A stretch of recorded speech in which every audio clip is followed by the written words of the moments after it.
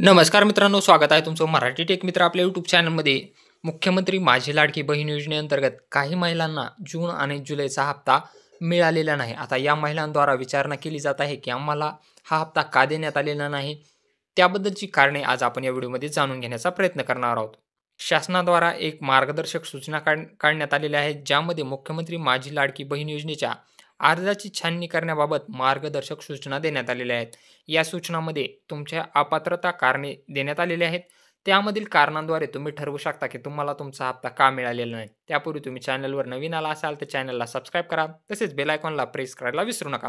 आता ज्या महिलांना जून आणि जुलैचा अशा 2 महिन्यांचे पैसे पडलेले नाहीत, हा व्हिडिओ खास त्यांच्यासाठी आहे. कारण त्यांना या कारणामध्ये चेक करायचं आहे की तुम्हाला का अपात्र करण्यात आलेलं आहे. चला तर मग पाहूयात की मार्गदर्शक सूचना काय आहे. मुख्यमंत्री माझी लाडकी बहीण योजनेच्या अर्जाची छाननी करण्याकरता मार्गदर्शक सूचना दिनांक 1/8/2025 च्या माननीय सचिव महोदय महिला व बालविकास मंत्रालय यांच्या ऑनलाईन बैठकीतील सूचनेनुसार 1 नंबरचा पॉईंट काय आहे तुम्ही पाहू शकता. जर तुम्ही अर्ज नारी शक्ती दूत ॲपमध्ये भरलेला असेल तर लाभार्थ्याचं वय 1/7/2024 रोजी 21 वर्ष जर पूर्ण नसेल तर त्या लाभार्थ्यास अपात्र करण्यात यावे.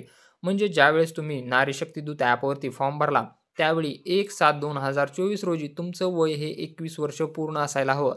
जर त्यावेळी तुमचं वय 21 वर्ष पूर्ण नसेल तर तुम्हाला अपात्र करण्यात आलेलं आहे. आता ज्यांनी वेबसाईटवर अर्ज भरलेला आहे त्यांचं वय जे आहे ते 30/9/2024 रोजी 21 वर्ष पूर्ण नसल्यास लाभार्थ्यास अपात्र करण्यात यावं. म्हणजे वेबसाईटवर ज्यांनी अर्ज भरलेला आहे त्यांचं वय दिनांक 30/9/2024 रोजी 21 वर्ष पूर्ण असायला हवं. 3 नंबरचा पॉईंट काय आहे, लाभार्थ्याचं वय 1/8/2025 रोजी 65 पेक्षा जास्त असेल तर त्यांना अपात्र करावं. म्हणजे तुमचं 1/8/2025 रोजी जर वय 65 किंवा त्यापेक्षा अधिक भरत असेल तर तुम्हाला अपात्र करण्यात येत आहे. लाभार्थ्याच्या वयाची तपासणी करते वेळेस त्यांचं आधार कार्ड व्यतिरिक्त जे कागदपत्रे अपलोड केले होते ते तपासूनच वयाची खात्री करावी. वयाचा पुरावा म्हणून तपासताना केवळ आधार तपासू नये. तसेच आधार कार्ड व इतर कागदपत्रावर जन्मतारखेत बदल आढळल्यास लाभार्थ्यास अपात्र करावे. आता हा 4 नंबरचा पॉईंट खूप महत्त्वाचा आहे, तुम्ही लक्षात घ्या.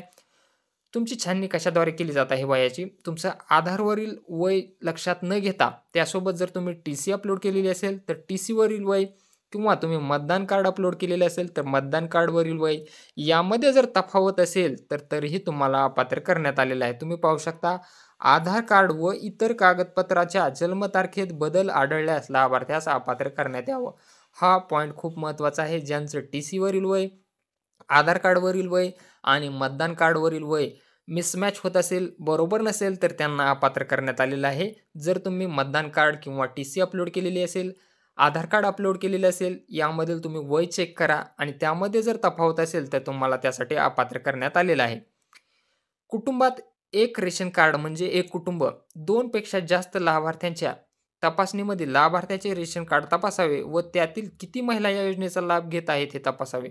जर तुमच्या घरामध्ये कुटुंबामध्ये रेशन कार्डवर 2 पेक्षा जास्त महिला जर लाभ घेत असतील तर त्यांनाही अपात्र करण्यात येत आहे.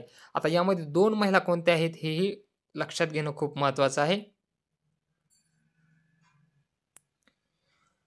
शासन निर्णयान्वये एका कुटुंबातील एक विवाहित आणि एक अविवाहित महिला या योजनेचा लाभ घेण्यास पात्र आहे असे नमूद आहे. म्हणजे शासनाच्या जी-आरमध्ये स्पष्ट नमूद होतं की फक्त घरामध्ये एक विवाहित आणि एक अविवाहित अशा 2च महिलांना लाभ मिळणार आहे. जर तुमचं रेशन कार्ड चेक केलं आणि त्यावर 2 विवाहित महिला जर लाभ घेत असतील तर त्यामधील एक विवाहित महिलेचा लाभ बंद करण्यात येणार आहे.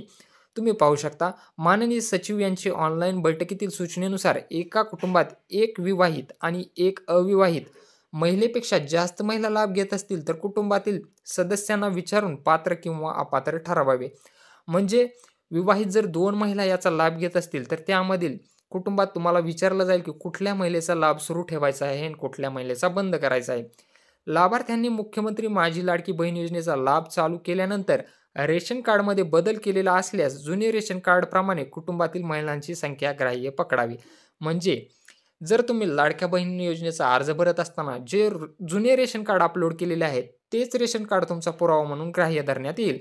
लाडकी बहीण योजना सुरू झाल्यापासून जर तुम्ही रेशन कार्डची फोड केलेली असेल, तुमचं कुटुंब वेगळं केलेलं असेल, तर ते रेशन कार्ड तुमचं ग्राह्य धरलं जाणार नाही. हे लक्षात घ्या. तुमचं जुनं जे रेशन कार्ड आहे तेच तुमचा पुरावा म्हणून ग्राह्य धरलं जाईल आणि त्यावरीलच महिलांची संख्या लक्षात घेऊन पात्र किंवा अपात्र ठरवण्यात येईल. 6 नंबरचा मुद्दा तुम्ही पाहू शकता. कुटुंबात जर 2 विवाहित महिला योजनेचा लाभ घेत असतील, तर त्यातील एक महिला ही अपात्र आहे. हे लक्षात घ्या. कुटुंबात 2 विवाहित महिला जर योजनेचा लाभ घेत असतील, तर त्यामधील एक महिला अपात्र करण्यात येत आहे.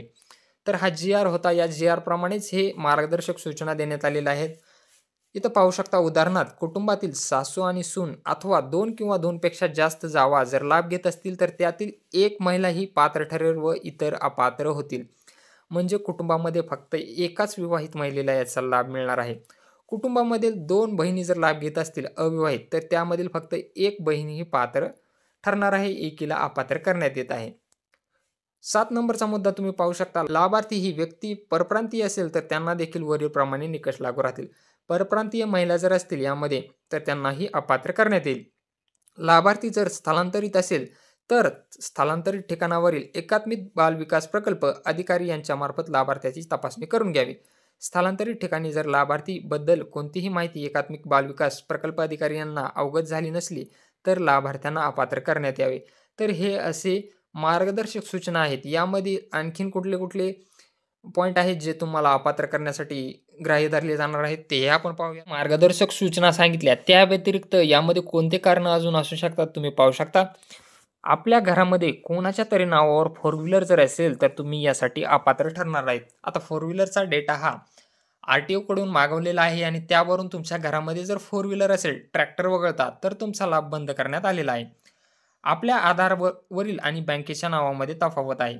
जर तुम्ही या योजनेचा लाभ म्हणजे वडिलांच्या नावाने जर घेत असाल आणि लग्नानंतर जर तुमचं आधार कार्ड अपडेट झालेलं असेल, त्यामध्ये तुमच्या पतीचं नाव आलेलं असेल, तर अशाही महिलांच्या बँक आणि आधारवरील नावामध्ये तफावत आल्यामुळे तुमचा जो अर्ज आहे, तुमचा जो लाभ आहे, तो बंद करण्यात आलेला आहे.